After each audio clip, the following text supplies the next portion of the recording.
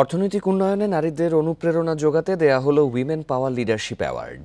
বিশ্ব নারী দিবস উপলক্ষে বিকেলে রাজধানীর বিশ্ব সাহিত্য কেন্দ্রে এই আয়োজন করা হয়। সামাজিক সংগঠন স্মার্ট উদ্যোক্তা ফোরাম ও বাংলার বীর ফাউন্ডেশন যৌথভাবে এই আয়োজন করে। সেখানে নাচ গান ও আবৃত্তি পরিবেশন করেন শিল্পীরা। অর্থনৈতিক খাতে নারীদের ভূমিকার জন্য বিভিন্ন ক্যাটাগরিতে দেয়া হয় পুরস্কার।